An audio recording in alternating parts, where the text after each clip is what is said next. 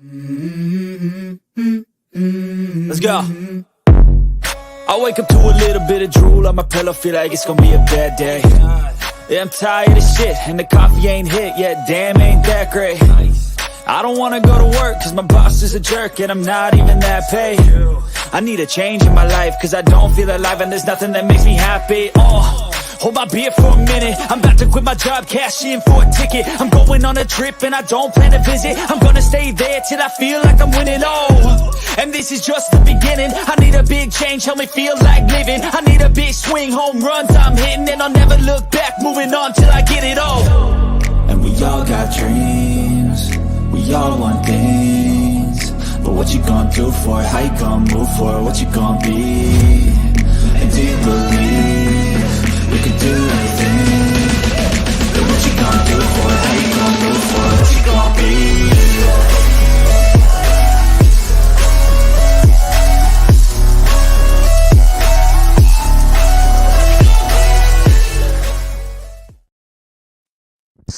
All right, everyone, what's going on? Welcome to your Tuesday night episode of Unscripted, number 356. It is July 25th, 2023. I'm going to be your host and producer tonight, Logan Landers, and joining me, my co-host in crime, Mr. Jay McLovin. What's going on, brother? Hey, I'm doing ecstatic, and I'll break it down when I do my come to close or close to home segment. But man, what a time to be alive, Logan! It's a really good day for sports. You're not kidding, man. You're not kidding. We've had a lot that's happened just today. We'll get to all that kind of in our final thoughts. A lot of deals been broke that we just haven't got a chance to get to. But we'll talk about it preemptively here, but we'll go more in depth probably on Thursday, and we get a little more. We got some more time on our hands to prep and whatnot. But like I say, if you enjoy the show, please follow us on social media. You know where to find us: Facebook, Unscripted. I guess it's still called Twitter or X, J, whatever it's going to be called. The logos are there anyways. Unscripted guys. Whatever the logo is, whatever the layout is, you can find us over there, Unscripted guys. TikTok, Unscripted Sports, as well as on YouTube and on Twitch. Check us out over there for some amazing live content.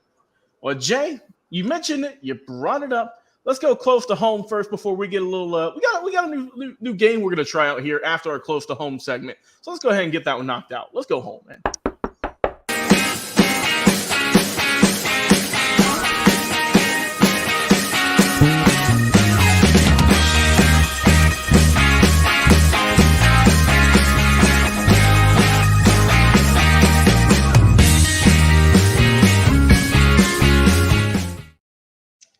All right, y'all know what this one is. We've done this for a few shows now. Jay McLovin, you got 10 minutes on the clock. Talk about all your favorite Houston teams. Time is yours, my friend. Go ahead. You know, I told you, we're in probably one of the most critical points of the season right now, which is just after All-Star break. We are currently now 2 games behind the Rangers. That's right, 2. And I'm telling you guys, listen. We took last night's game. We got 2 more, I believe it is. And then we face Tampa. And then we face, I believe it's the Cleveland Guardians. And then we're going to hit the Yankees about that first week of July. So we're in a critical time period. But I really believe this is the point where the Astros make their mark. Now, Alvarez. Let's talk Alvarez for a minute. He's been out since early July, I think it was, or maybe June. He's been out for a hot minute. Well, they're getting ready to take him off the injury list, and he's going to start seeing some action relatively soon. Could it be at the end of this series? Could it be the start of the Tampa Bay Rays series? All I know is this: even without our best player in Alvarez, we're still kicking ass. Seriously, think about that. No Altuve, no Urquidy, no Alvarez. And we're still winning, and we're only 2 games out of the division lead. Now, think about that. That's crazy. That just shows you how deep our ball club is. And now I'm starting to think, do I really need to make a move at the trade deadline? Yes. I still need a left fielder. I really do. Alvarez is okay. But defensively, he can be a liability in bigger ballparks. Not so much at home because it's a short porch. But on the bigger areas, Yeah, we need some help in that left field. We also need another contact hitter. So I'd like to see Alvarez get put back to the DH and only play DH. Bring a contact hitter in, play him in left field, and I think that's really all we need. Everything else, we're good. We got Urquidy literally down in Sugar Land with the Space Cowboys, getting ready to come back and make his another debut for the Astros. I think really within the next week or two, I think we get Urquidy back. I think in the next week we get back Altuve. So literally in the next week, we're going to have Altuve, Alvarez, Urquidy, and we're rolling. We're rolling. Now think about this for a minute. Let me blow your socks off for a minute. Chas McCormick had 6 RBIs last night. 6. Now, if you don't understand this, let me break it down for you. And Logan, I think you're going to really dig this.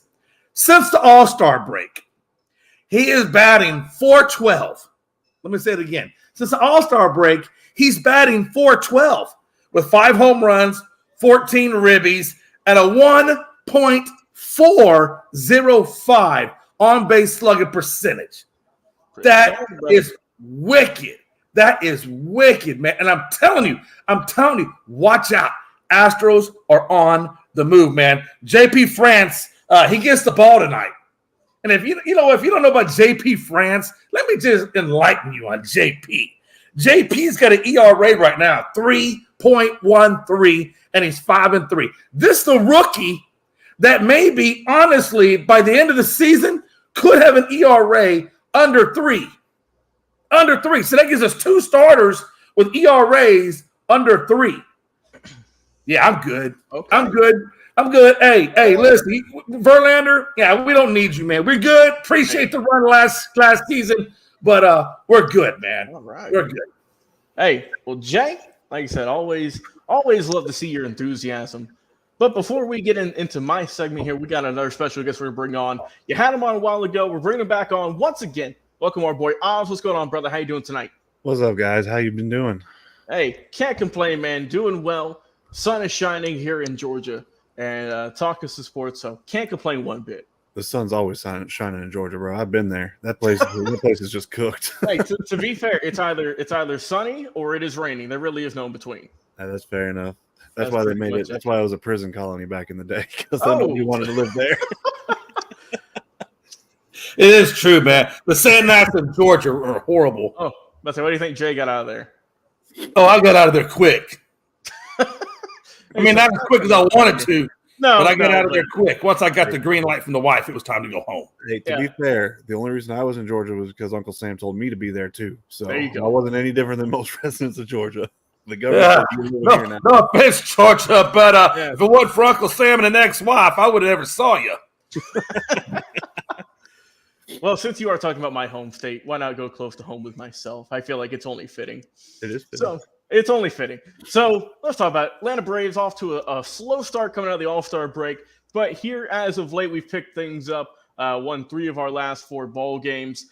Beat the Brewers in that series 2 games to 3. All in all, like you said, not too shabby. Struggled against the White Sox, for God's sake. Thank God Damien hasn't been commenting lately, or else I would have thrown my computer out the window by now. But we're all good. But like I said, even though we struggled, so did the rest of our division. I mean, I'm looking here, guys. In the last 10 ball games, which, yes, I know does go back prior to the All-Star break slightly, but the Braves are 4-6, the Marlins are 2-8, the Phillies are 5-5, the Mets are 4-6, and the Nationals are 5-5. So even though the Braves struggled, so did everyone else in the division. We still have an 11.5 game lead over first place, still have the best record in baseball by a little bit. The Baltimore Orioles are right behind us by about 2 games or so. Frankie saying, sorry, boys. In the middle of the Subway Series, all good, Frankie, all good. We know you promoted that earlier on your show. Everyone go check that out. And check it out every day at noon Eastern. I'll get the logo right here. There we go. Frankie the Yankee Show right there. Got to show our boys some love as always. Check him out once again, noon every single day, Monday through Friday, talking Yankees. So you're welcome for the cheap plug. But like I said, Braves, like I said, not too bad. We're in the middle of a rain delay, actually, right now against the Boston Red Sox. Short little 2-game series there, interleague matchup. Hopefully we get the win there. We did acquire 2 relief pitchers. We got a guy from Colorado as well as a guy from Texas. We gave up 2 minor league prospects.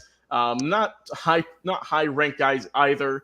for the Colorado relief pitcher. His name slips my mind. And then for the guy in Texas, we gave up some money. So the Braves did need some help in the bullpen right now. They are a little bit injury riddled in that regard in terms of pitching. But their bats, like I said, when the bats are hot, it is hard to stop them. One of the best offenses in baseball, bar none. Everyone's hitting well. I mean, Albies came up clutch the other night, giving the 2-run home run late to give them the lead and give them the win in that one against Milwaukee. And like I said, hopefully we get this game in against the Red Sox tonight.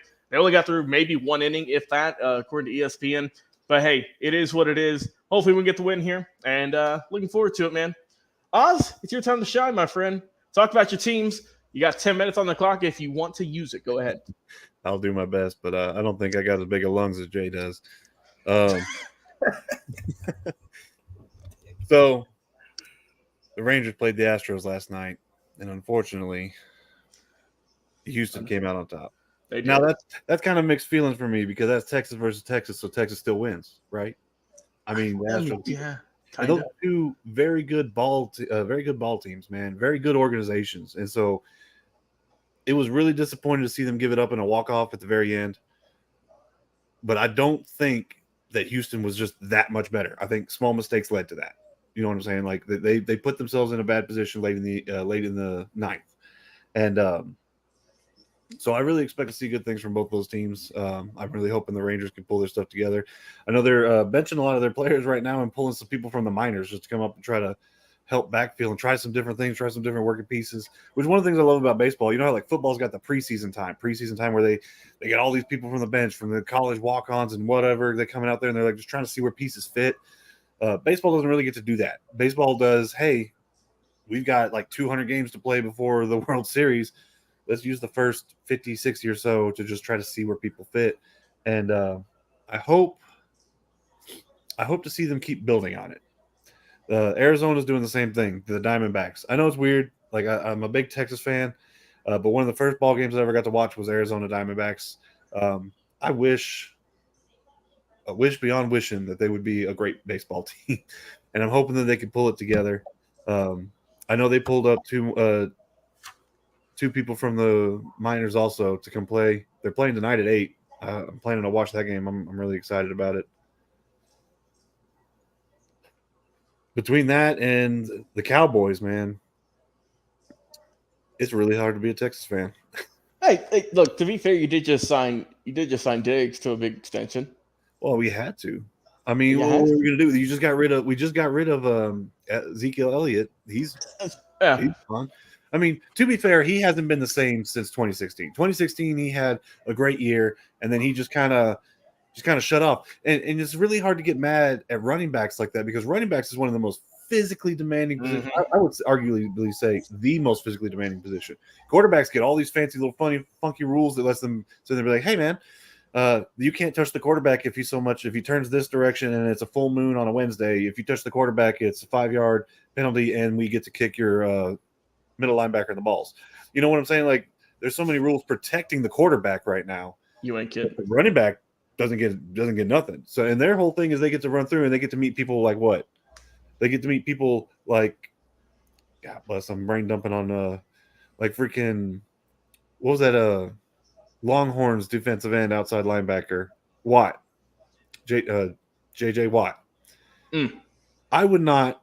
You could not pay me. You would have to pay me $14+ million to try to run the ball past that line, past that man. That monster would literally rearrange every brain cell I got until I woke up one day and I was like, I'm going to go play golf now. I don't want to play this no more. So Ezekiel Elliott plays in 2016, has a breakout year, and then, he gets a little injured. And then it only makes sense. He gets his money and he wants to start taking care of himself. But running backs don't generally bounce back. They don't get to come back and they'll be like, oh, well, I'm back stronger. They take those hits and they keep taking those hits and they got to try to heal through taking those hits.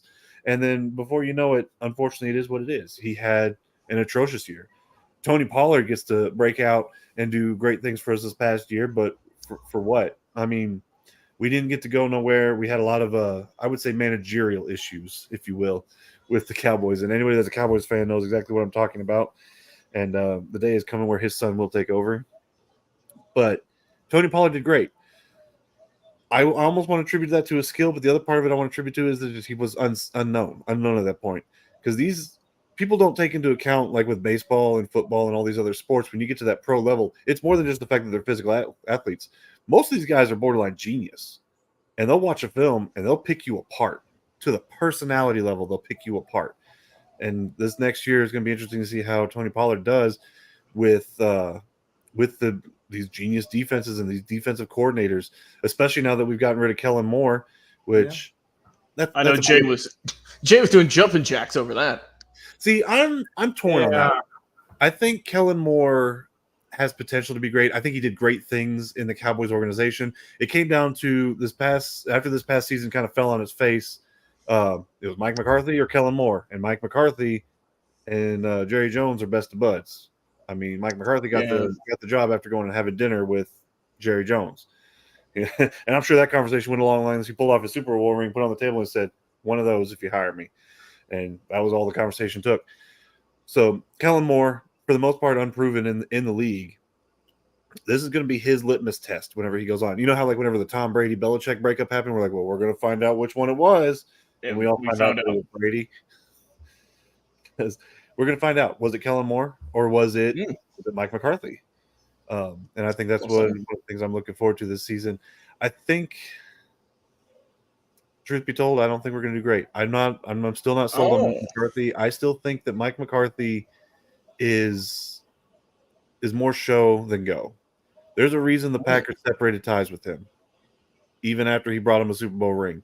And that doesn't happen if things are good and all's well in La La Land. You know what I mean?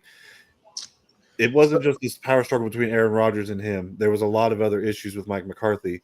In a lot of ways, he likes to, in my opinion, take credit from people that do good things and be like, well, that was me. I'm the genius behind that.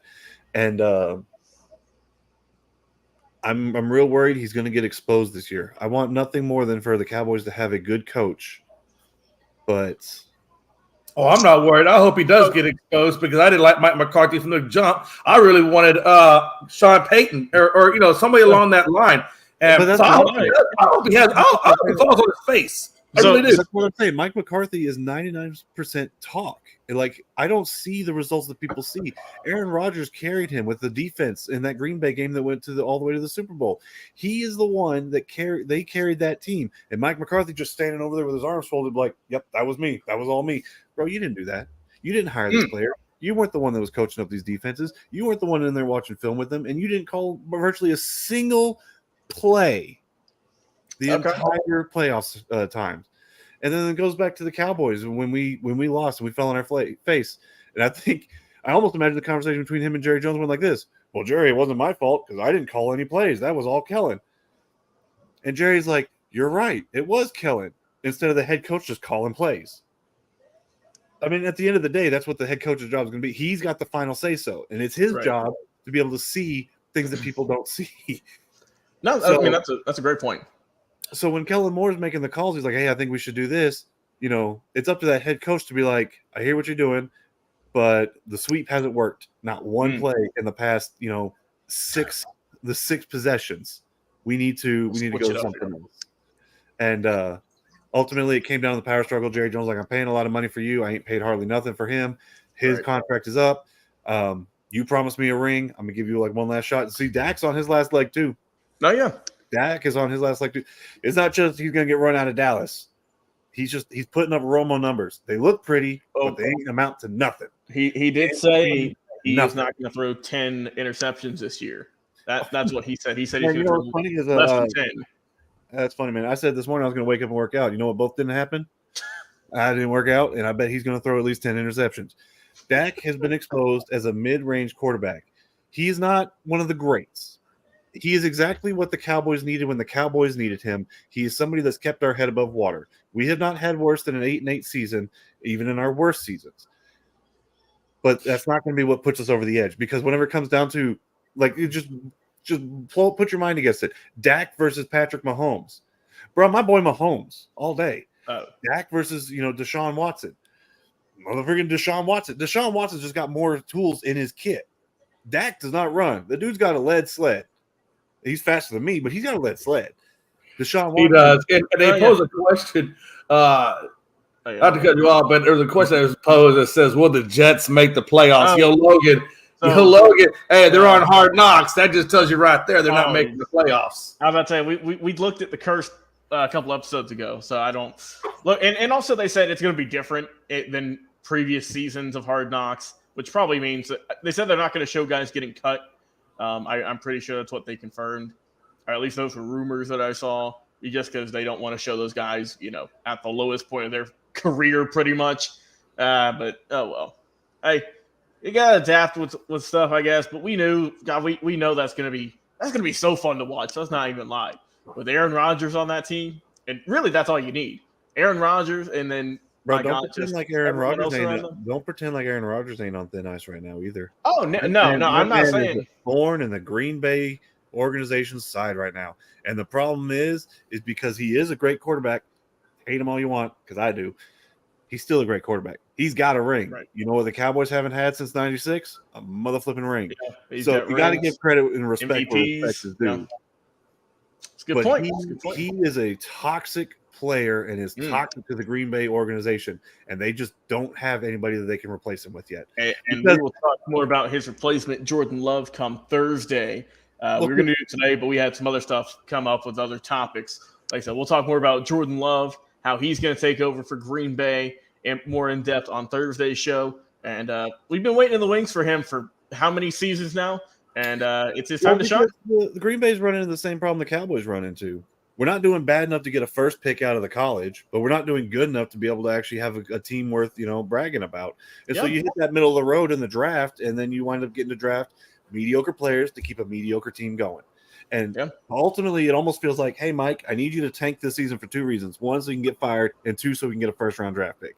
Like that's I mean, and it's gonna be super interesting to see how that. Like I say, you don't think the Cowboys are gonna even make the playoffs, correct?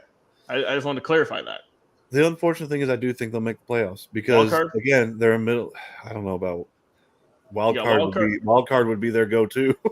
It's what they usually do, but I think they'll make the playoffs because again, they're middle of the road, and middle of the road is good enough to get you into the playoffs. Middle of the road is not good enough to get you past the first round of playoffs because you just get exposed. Yeah, once you make it past that wild card game against another mediocre team, you get to play against a team that is actually firing on all cylinders. And again, it goes back to Dak Prescott is a good quarterback. He's not a great quarterback. And unless you've just got an absolute monster of a team around you, and I'm talking about like all-stars, you got to have the big three again from the Cowboys. You got to have like Ray Rice and stuff. You got to have all of these tools around you to make a good quarterback work to where he can just pretend like he doesn't exist. But that's not how it works in the Cowboys. The Cowboys, unfortunately, put so much weight, just like most organizations do, on the quarterback. If the quarterback doesn't make a play happen, the offense is dead. And it's going to be really interesting to see how this happens with the new rules coming out this year, which I am just blown away with the new rules. Some of them I agree with, but the no handoffs for play action options and stuff, bro, come on, man. Yeah, and that's definitely going to take a toll on a lot of teams. They're going to have to work through that, and camps are coming up, and play the game anymore. Yeah. Hey, she just negotiated a huge contract with Baltimore, and then they're like, "Oh, by the way, you can't use him for the one school that you paid all this money for now." So, hey, have fun. Yeah, just pretty much good luck with that, and we'll see what you can do this upcoming year. All right, boys, let's flip over to some baseball here. We're going to be introducing this. See how it goes. This is called the Immaculate Grid. Honestly, I'm curious, have you ever heard of the Immaculate Grid? You know what? No.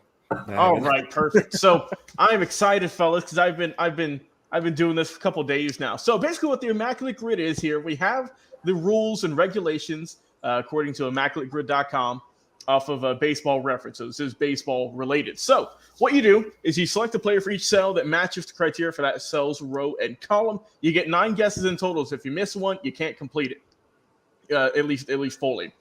New grid every day, pretty much. Player cannot be used twice. Players can be active or retired. It does not matter. And if it's the name of a franchise, that will qualify. So if you pick an Expos player, that's going to match the Nationals or the Browns for what it says here. That'll match the Orioles as well. So it can be from any previous era. Then we got some more stuff here with All-Stars and whatnot. Basically, it's just saying that if he represented – so it says Joey Gallo here. He was an All-Star in 21. He represented the Rangers So if it was, I don't know, 2021 All-Stars for Texas Rangers, you put Joey Gallo and you get it right. So pretty much that's how it is. There's a few more things here, but it's pretty self-explanatory, honestly. So instead of just going row by row, we're going to do this as a team and figure this out. So what we do here is you see we have the Cleveland Guardians and the Toronto Blue Jays. So let's all put our 3 brain cells together and figure out who is a player who has played for the Cleveland Guardians and for the Toronto Blue Jays throughout their history. Like I said, one player. I have. Go ahead. I'm sorry. I've got. Did Roberto Alomar play for Toronto? I got bad news for y'all, man. Y'all probably gonna be mostly on your own on this one. Well, hey. You know how much I know about Cleveland and Toronto? Hey, we're in the same. That's the thing. We're in the same boat too. These aren't our teams. None of these teams are. So I'm thinking, what about Omar Vizquel? Did he ever play for Cleveland? Hey, just put down Ernie Clement. Ernie Clement. All right, Jay, I'm trusting you on this. Just put down Ernie Clement. All right. Are you sure? The guy who played from 21 to 23? I think he played around. That ain't It was either 17 or either 2016 or 2017, I believe, when Ernie played. It says here Ernie played 21 to 23. So who's Ernie Clement? Who is that? Yeah, it may have been a little bit. For some reason, I thought he was a little older, but just Ernie Clement. Just put it in there. All right. So if we get this one wrong, we can all blame this on Jay McLovin. That's fine with me. I didn't give him a name, so all that's right. Ernie Clement. Let's see. Jay McLovin. That is a tremendous guess right there. 0.8%. You're probably the only person who's ever guessed that. Okay. So did you guys want to go with Cleveland and Milwaukee, or did you want to go with Philadelphia and Toronto? Which one do you think would be easier? I think they're both going to be difficult. I'm with you on that Or one. did you want to just skip it here and pick a Toronto Blue Jays player who's hit 200-plus hits in a season, throughout the entirety of the franchise? What about did Paul? That's Paul the reason why Molitor that plays. one's so hard is because I don't know a single Toronto Blue Jay player that's hit more than 100 hits a season. So 200 hits in a season, and that would be for Toronto? Yeah, so okay, hear me out. I don't think it's Vladdy. Vladdy doesn't hit for a lot of hits. He gets power, but not hits. I feel like, okay, I'm going back here, McLovin. Going back here. Let's go to the early aughts. Let's go Vernon Wells. He was always a solid player for the Blue Jays. That's actually, I could see that. I could see Vernon Wells. Tell me Vernon Wells. There we go. Vernon Wells, baby. We're doing good. Hey. All right. We can fill out the Brewers one also, Jay. I mean, I feel like that's an easy one. Paul Molitor. Yeah, we definitely got Paul Molitor. Or even Robin Yount, either or. What about Yelich? Is he too soon? I don't know. I feel like let's go with the safe bet. And let's go Molitor. I think Molitor definitely got it. Yeah, okay. Perfect. All right. Now we get tough ones here. Either we can go back to the teams, or we can go with a Cleveland player who's got 100-plus RBIs, or a Philadelphia Philly who's got 100-plus RBIs. And this is all time throughout the whole franchise history, right? Yeah. It doesn't. I think we go Phillies. I think we go Phillies for the 100 RBIs. Okay. And I don't know, man. Would Mike Schmidt be in there? I would think so. As much as he was hitting, let's say Mike Schmidt, Jim Tomei. That could be probably safe. Oh, Jim Tomei, Pete Rose. Pete Rose. I forgot. Yeah, I forgot he played for. I'm going with Pete. Let's go Pete. Let's go Pete Rose here. No Pete Rose. Oh, wow. Okay. All right. So we are not going to get the full grid, but that is okay. Let's do our best and get the remaining few here. All right. So, it's time for the tough ones now, fellas, for the most part. Oh, yeah, because the others were easier for me. Yeah, I'm about to say. So I feel like Cleveland 100-plus RBI. Jose Ramirez, go recent, right? What was Cleveland before the name changes? The Braves? The Indians. Even back then, I think they were the Spiders. But I have no idea who played with them. Really, just who were some of the best Cleveland players? Right. I mean, Hold on. Coming in here and to There we help us go. rally. Frankie the Yankee, what's going on, brother? Superstar. First off, how are you? Oh, that's a happy dude right there. Hey, Frankie, you got to rack your brain, brother. You got to get back on track. You got to help us fill out this grid. All right, so Frankie, name of the game pretty much, it's a guessing game.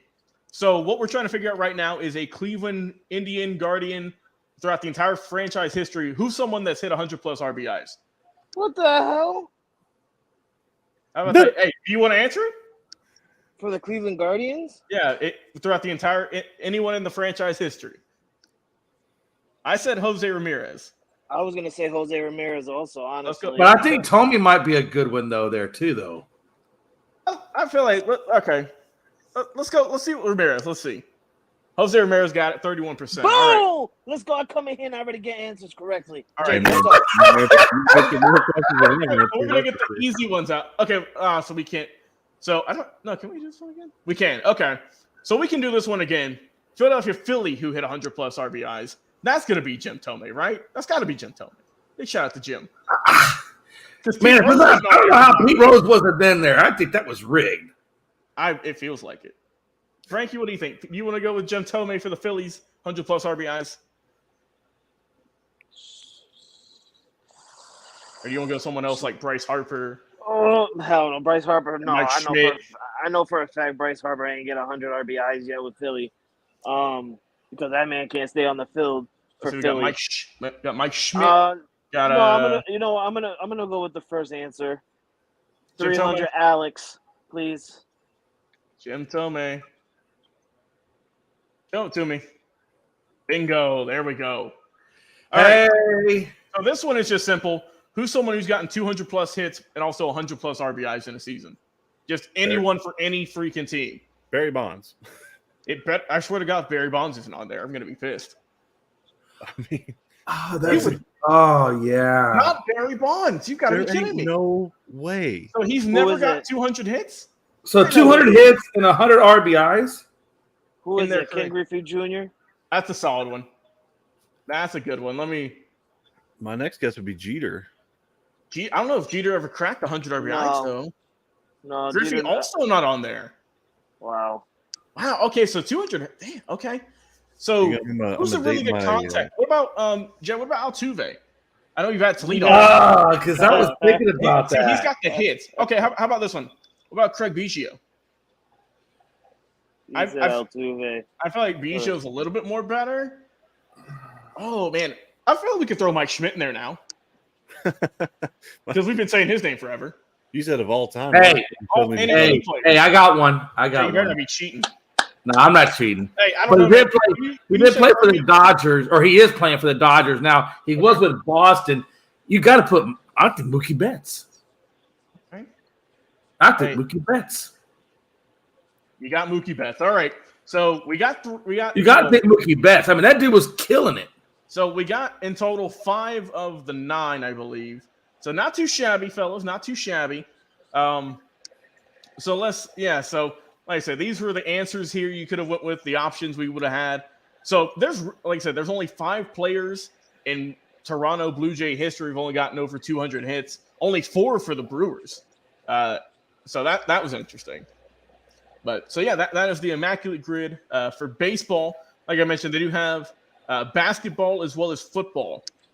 If you guys want to try those out, you know who would be good at this game? I promise you, Stat Guy. Stat Guy. Stat Guy would kill it. This has Stat Guy written all over it. You mean to tell me the guy whose name is Stat Guy would know? I would have all never that? guessed that, Jay. So we do also have basketball, which I'm assuming is NBA, and NFL. If you want to try those, let me know. If not, we can move on. It's up to you guys. Ask me next season. He said, "Come back next season, damn it." Oh. No. Let's move on. We'll come back to this one next go around. But I like it. I do like it a lot. I do like it. I wish, man. We'll try. Hey, we'll try and do better next time. What more can I say? I still can't believe Jay pulled Ernie Clement. I bet that is not who you were thinking of, Jay. You had been thinking of someone else.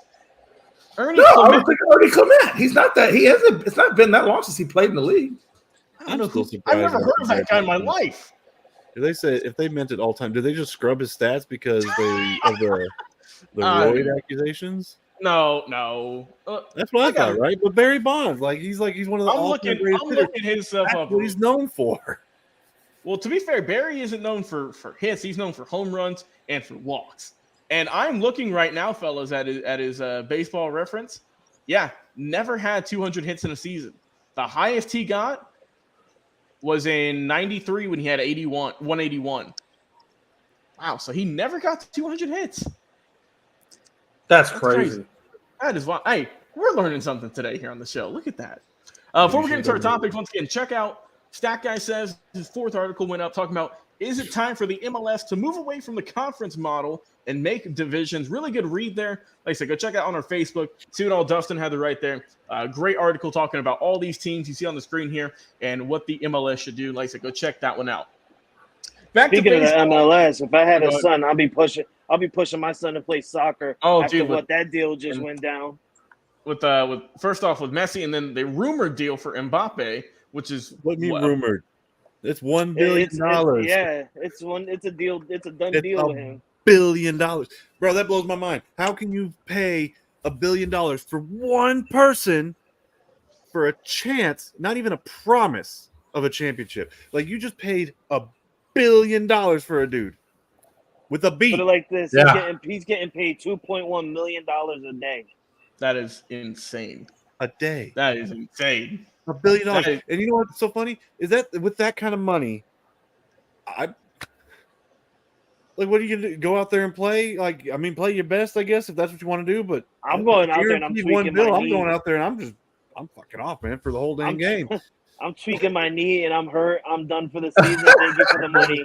You can find me at the freaking Cabo or somewhere in the Bali. Sorry guys, I got a cold. I can't play. Find me in Cancun with no knee brace. I can't kick the ball. I stuck my pinky toe. Oh yeah, I got real bad turf toe. You know, for $1 billion, I'd be flopping on everybody. The ref walks over to give me a card. I'm on the grass. Yeah, no, I ain't taking that chance. I think just go out there and hit somebody. Just go out there and just punch somebody just for the hell of it. $1 billion. Why you punching someone? You got cleats on. Drop kick them.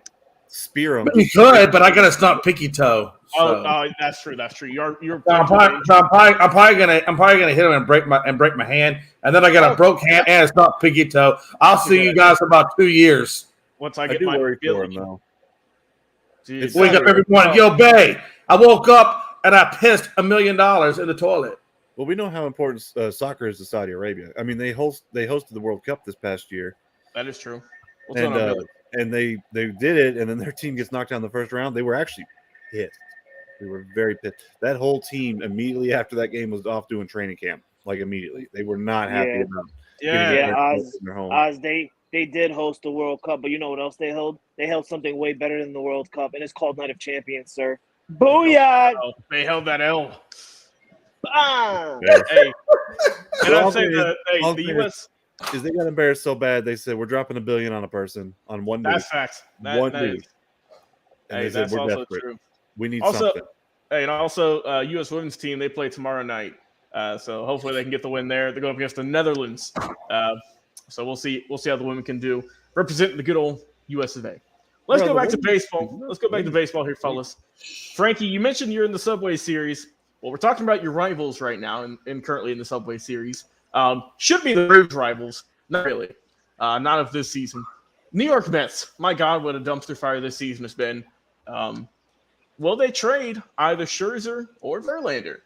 I mean, what do you guys think, Frankie? We'll start with you.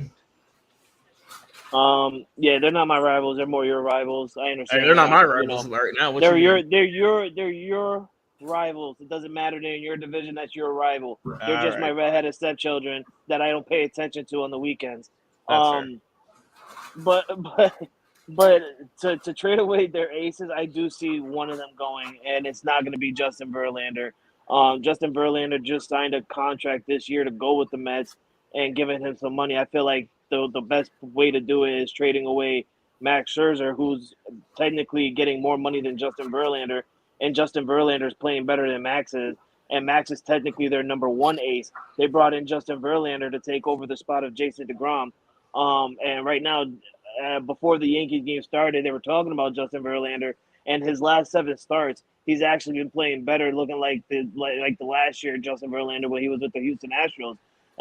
He's right now from the last 7 games, his ERA is at like a 2 I think he said 2.37 or something like that. So it's kind of looking better for Justin Verlander.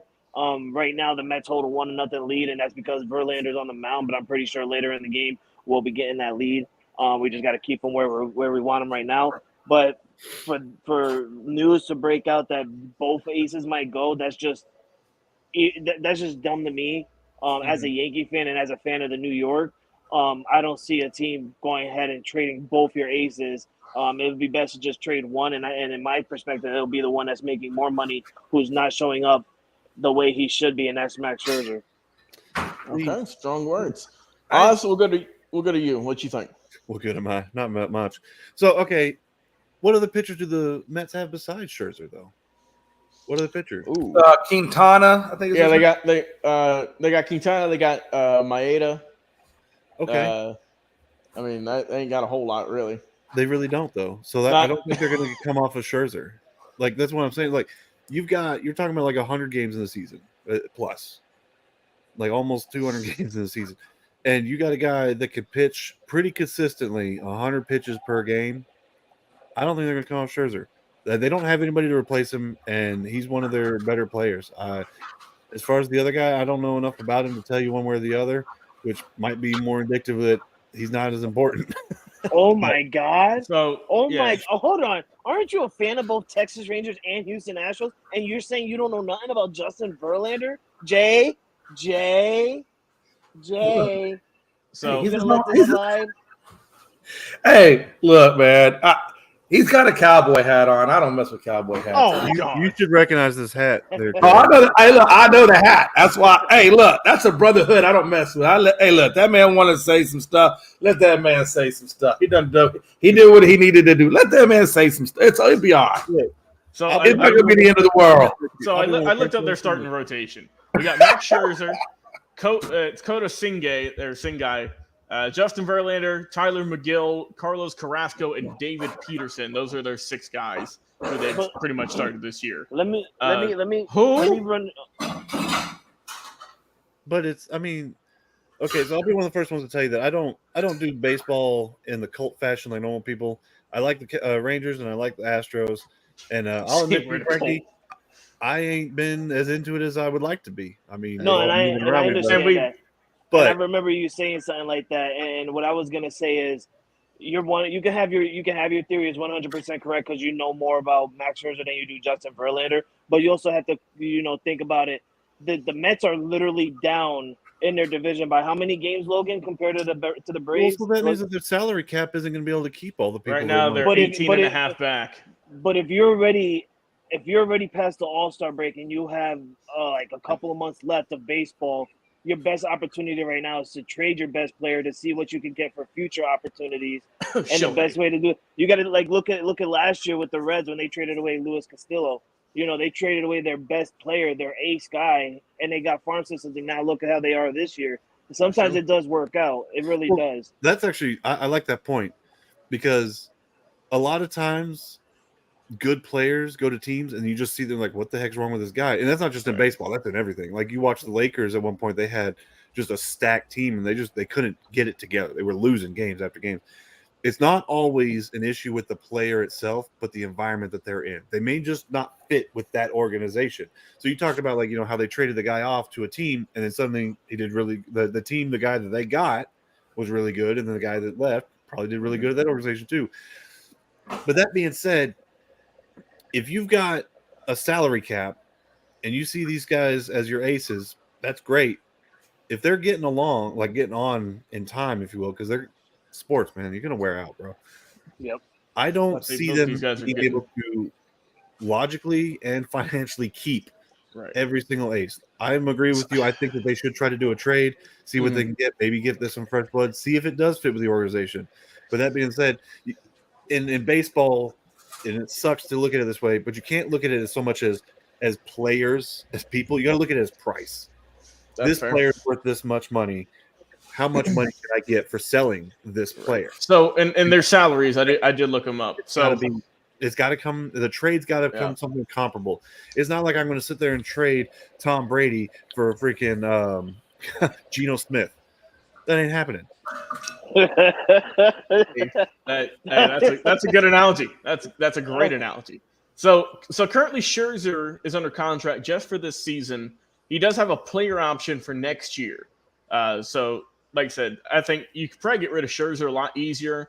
You're only going to be eating his salary for just this season. And if he goes to a team he doesn't want to go to, then he doesn't have to opt in, For Verlander, though, he's under contract for this year and for next year, and he has a vesting option for 25. So I would think that Scherzer's kind of the lone man on that totem pole just because it's one less season. I mean, you're really going to get him for half a season, and then even if he goes to a team he doesn't want to, he can just either opt in or he can leave. So that gives flexibility for another team. Maybe, I mean, that's someone you send to a contender who is maybe looking for that one final push. And like I said, I get he hasn't had the best season, but who knows? We've seen guys who get trade deadline who are kind of mediocre, but then they turn around once they get a new team under them. So I would think Scherzer is probably the leading candidate of these two guys to get traded. Again, it kind of boils down to money in my mind. Yeah, and I mean, they're both getting paid pretty much the same much, except for Verlander's getting an extra year. That's pretty much it. Well, if I'm going to trade Scherzer off for any reason whatsoever, Scherzer I would consider to be a pretty great pitcher. I would at the very least want a return great pitcher, or if I think I could get by getting two good pitchers. I wouldn't go for anything other than that. But to simply sever ties with him is literally throwing money down the drain. Right. I really think that if they do decide to trade him, I would like to see their organization actually do something with that trade. And we'll see. So yeah, let me Jay, what you think? So both these guys, obviously, like you said, are short-term deals. Both of them are old as dirt. One Scherzer's 38, Verlander's 40. And so in baseball years, that's old as dirt. And let's be honest, I think Verlander had the great year last year, but he also had a really good defensive-minded team. He had a lot of offense around him, and they really did a lot for him. But again, he came off. It was right after Tommy John.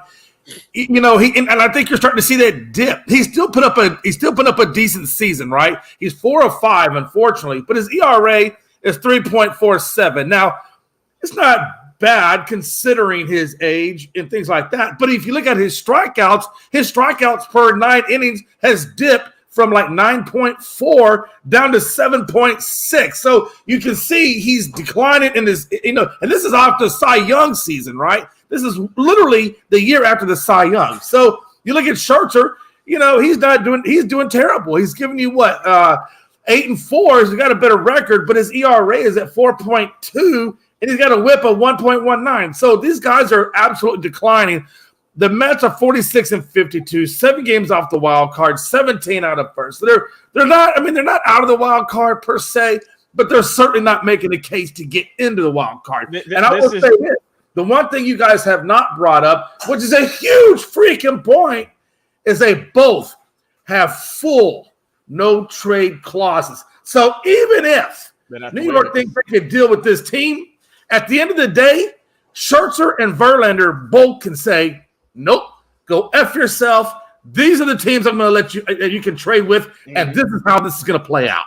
I mean, they've got the tenure to be able to just retire on the spot if they wanted to. You're not kidding. Honestly, they could, right? They both got more money than they know what to do with. Verlander over there chilling with Kate Upton, so she got money. So they living their best life. They are doing well for themselves. They're at that Brett Favre period of their lives where they're playing for the game now. They're not playing for the money. They're not playing for the fame. They're playing for the love of the game.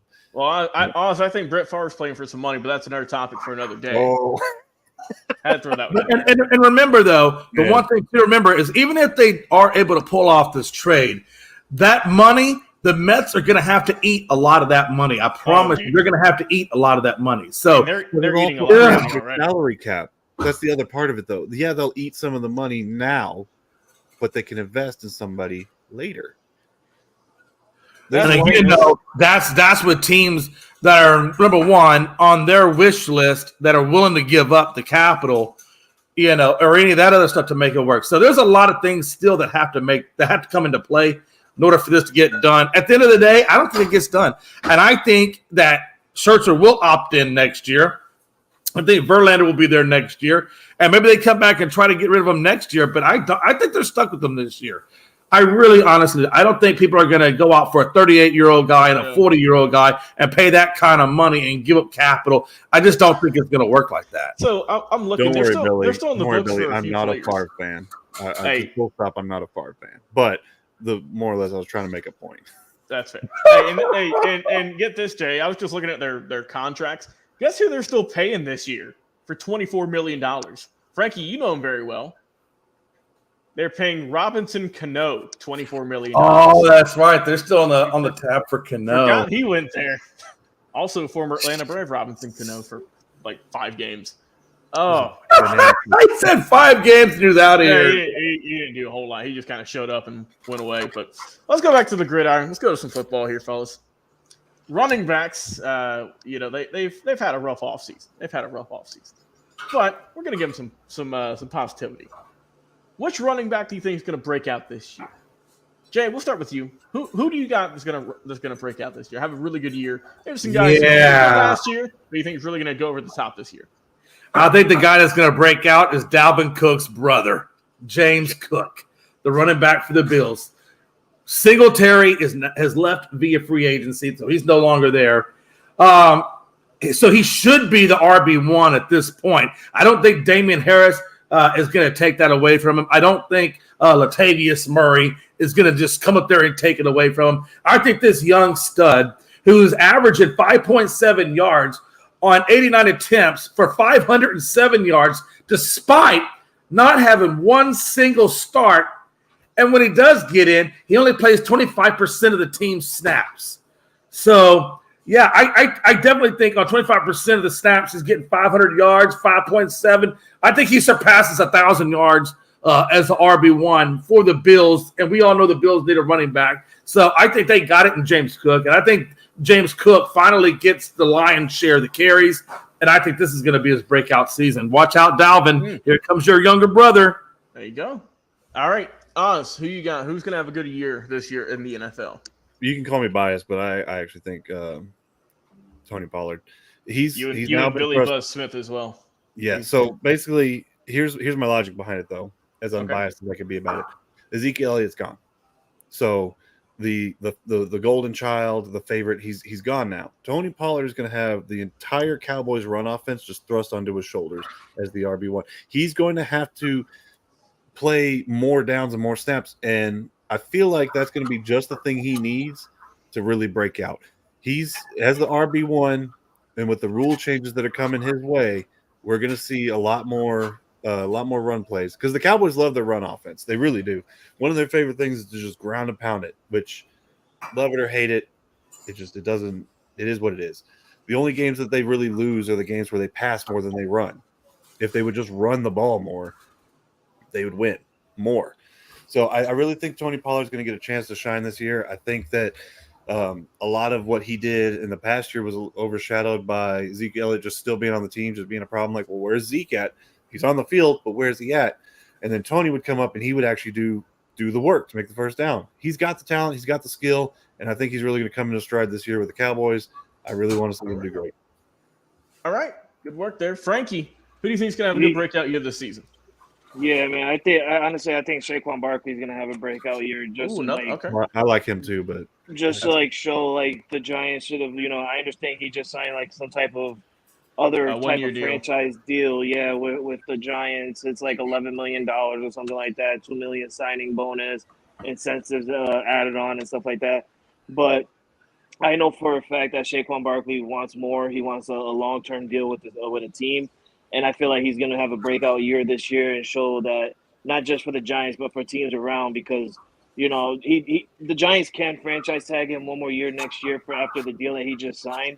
But if some team can quickly go out there and try and offer up a better deal to Saquon Barkley before, he gets that franchise deal, I think Saquon should leave the Giants and do that. But I feel like that's who in my eyes is going to have a breakout year is Saquon Barkley. I like that.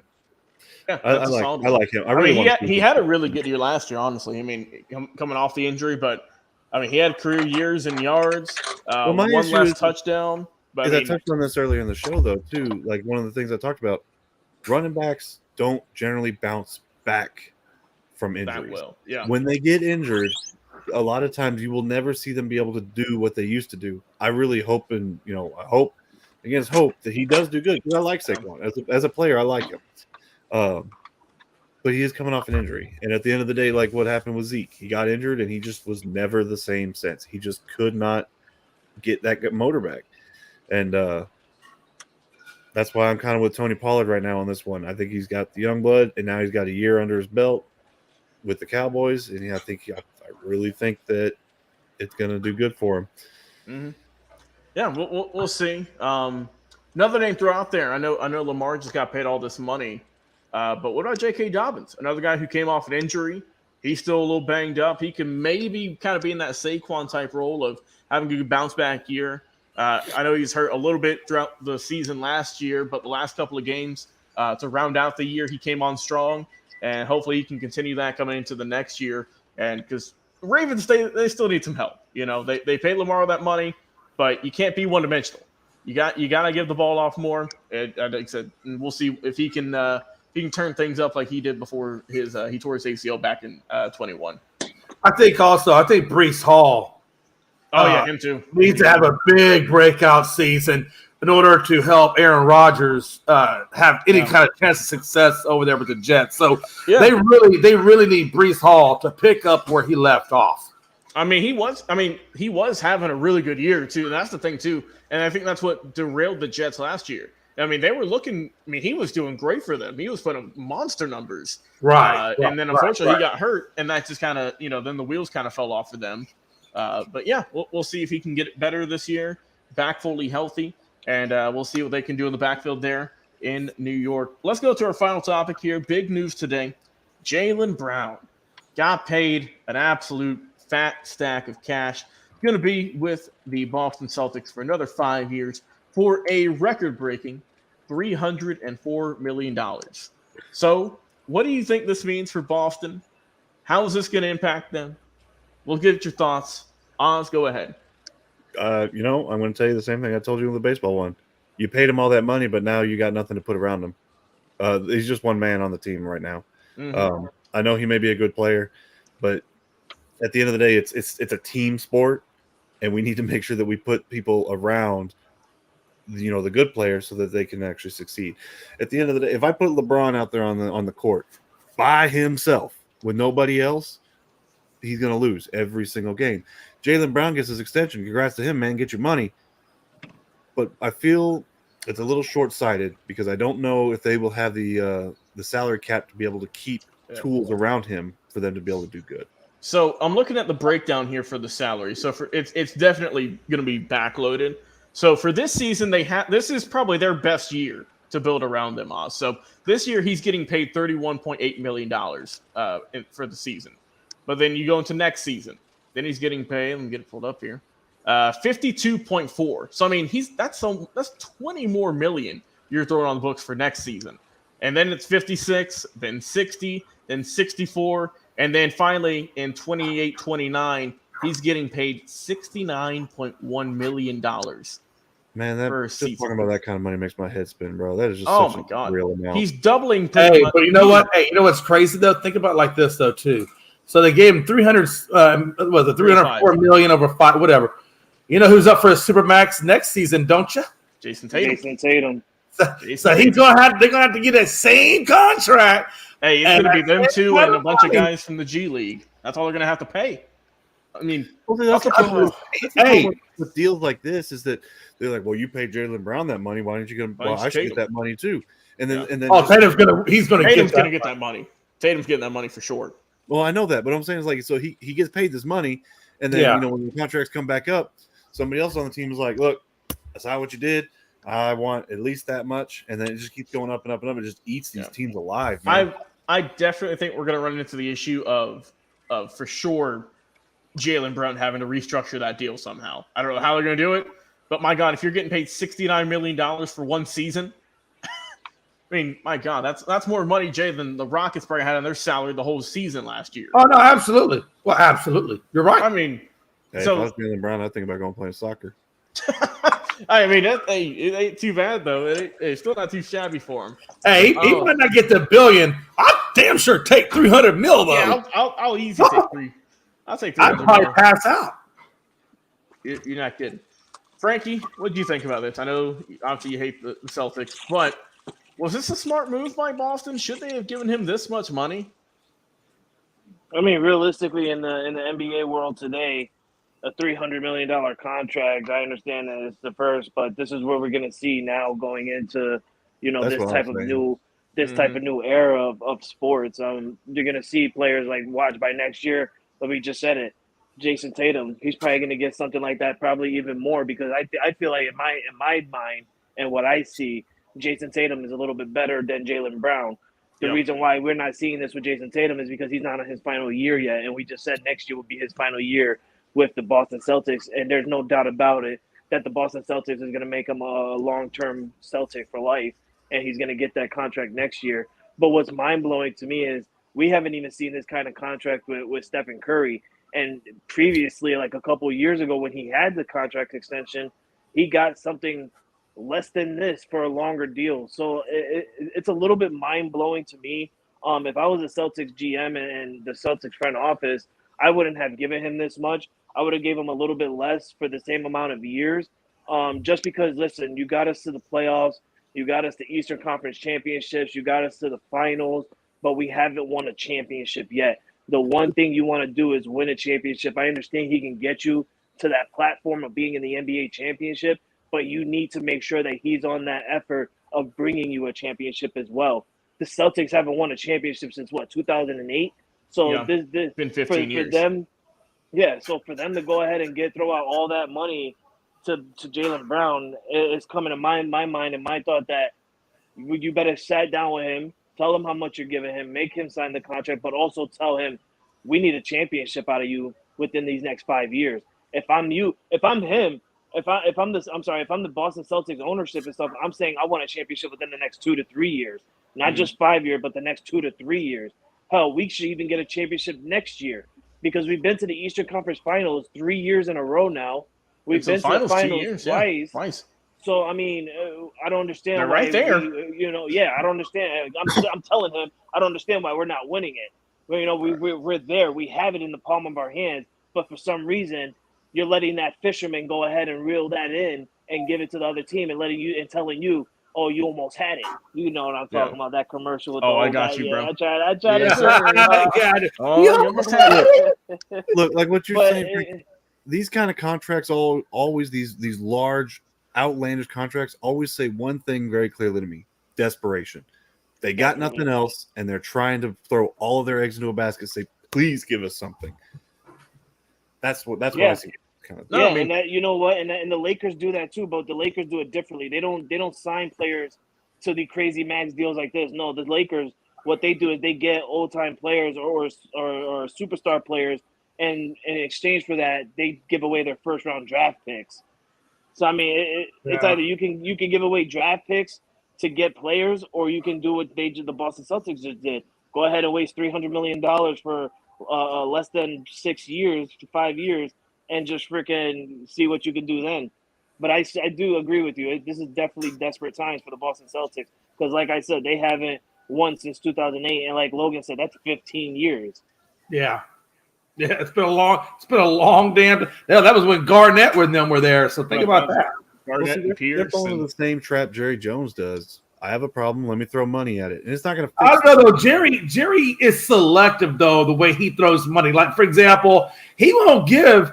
You say he's selective yet. I watch. You know what I'm saying? Like there's certain positions, like linebackers and stuff like that. He doesn't spend a lot of money on defense. Now he did come out the rain and give Trayvon Diggs the bag, which is the first time I've seen Jerry give the bag like that, because that typically is not what he does. He typically will recycle those guys, and he'll give all the money to the QB, the offensive line, or he'll give it to the wide receivers. You know, how do you really feel, Billy? How do you really feel? But you know why? But in recent years, though, he's real selective on who he gives the money. But go ahead, Frankie. But Jay, you know why? you know why Jerry Jones did that with Trayvon Diggs was because we've seen the news circulating around with Stephon Diggs and him not being happy with Buffalo, and he wants to. Real talk, Stephon Diggs wants to play with his brother. He has no problem I going would too. to Dallas. So I mean, I wouldn't be surprised by next year or 2 years from now, Jerry Jones go out and get Stephon Diggs to team the brother. He don't have to worry about losing Trayvon within the next 2 years or next year. Well, you're going to see them play harder if they play on the same team, and that's just Yeah, something most that you can definitely. buy They're gonna be competing. with the money. Like we see them throw the Celtics throw the money at God. I already brained up the dude's name because I'm Jaylen Brown. Jaylen Brown. Thank you, Jaylen Brown. If he had somebody on that team that could really push him to be the best athlete possible, somebody that could actually challenge him and somebody that he had a personal rivalry with, you would see that money be like, that was money well spent. But like on the Cowboys, you talk about like Jerry Jones is selective where he throws money at. Bro, I watched him pay Ezekiel Elliott a ridiculous amount of money to not get any yards.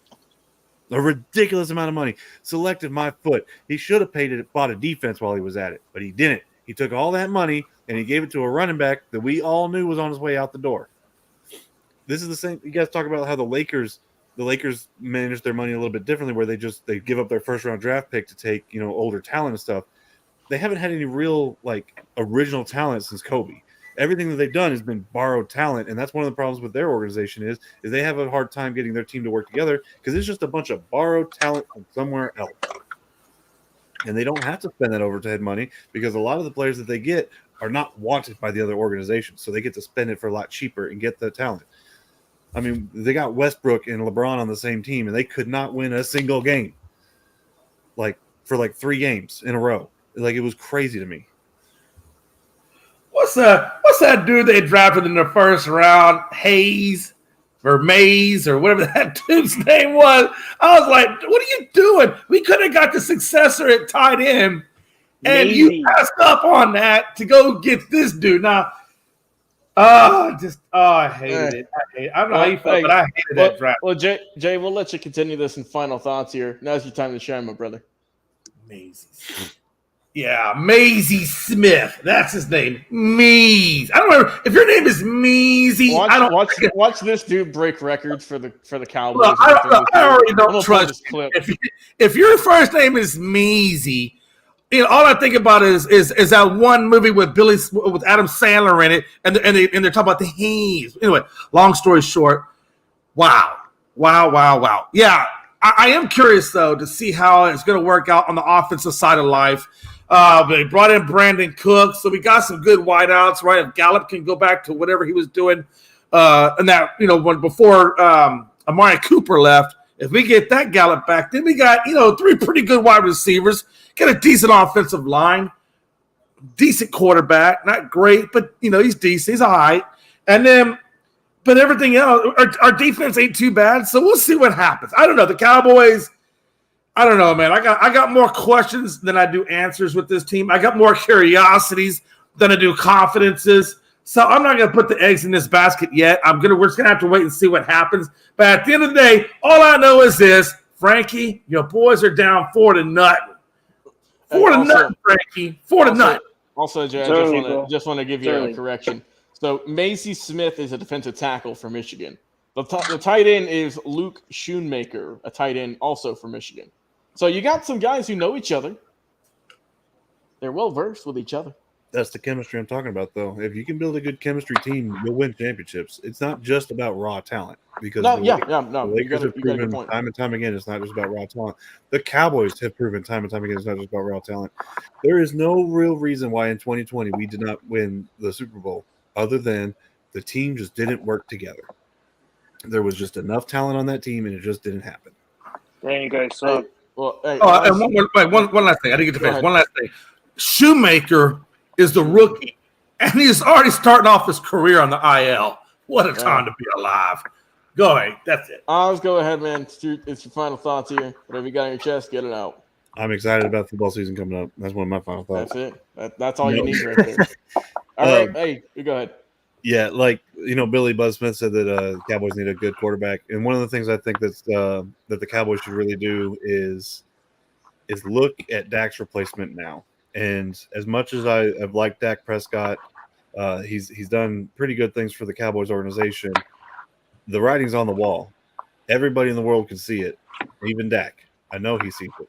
And I would not be surprised to see the Cowboys doing 50-50, time with a backup quarterback just to try to see if they can start testing the waters with it. And it's not even necessarily going to be the same backup quarterback, but I feel like whenever it comes to their depth chart, we're going to see a lot more quarterbacks cycling through as the season goes. Preseason, look for them to be testing a lot of quarterbacks because we all see it, right?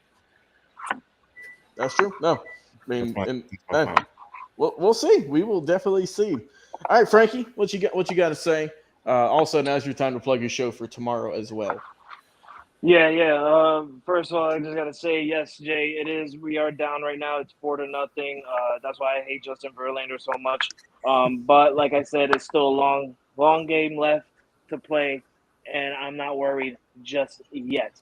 But you can catch me tomorrow at 12 p.m. Eastern time on my new show, Frankie the Yankee Show, and I will be talking about the recap of tonight's game with the Subway Series, also followed by what's going to happen tomorrow night with round 2 and actually the final round of the year of the Subway Series between the Yankees and my redheaded stepchildren, the New York Mets. Other than that, I really don't got much to say. I hear you guys talking about football and stuff, and I'm just waiting for football. We got about like a couple more. Yeah, we got a couple more weeks. I can't wait. We're still looming to seeing who's gonna pick up what's his name, Dalvin Cook, and I know that my team is in there in the potential running for Dalvin Cook. I'm not really excited about it. I'm not holding my breath for it. I held my breath for DeAndre Hopkins, and we all know how that worked out. So, that's I don't got much to say on that. All right, well there we go. Hey, my final thoughts. Best of wishes, man, to Bronny James. Scary situation. We all know what happened with him earlier today, and like I said, hopefully he's back fully healthy. And like I said, just a wild situation that none of us saw coming. But like I said, best wishes to him, his family. Hopefully he can get back on the court soon, 100% healthy, because that is a scary sight. And man, hopefully, like I said, hopefully he doesn't have to go through any of that ever again. Also, Justin Herbert, he got paid. We'll talk more about it on Thursday's show. But Herbert and the Chargers agreed to an extension, 5 years, $262.5 million. So we'll talk more about that on Thursday. Talk more about that, as well as whatever other deals get done, baseball trades, free agency signings, you name it. We're here to cover it here on Unscripted. Like I said, thank you all for tuning in tonight. Is Tuesday night episode number 356. For my co-hosts tonight, Oz, Frankie, and Jay McLevin, thank you all so much for coming on, chatting sports with me. We will be back same time, same place, Thursday, 7 o'clock Eastern Standard Time. Until then, enjoy the rest of your night, and we will talk to you again on another live episode.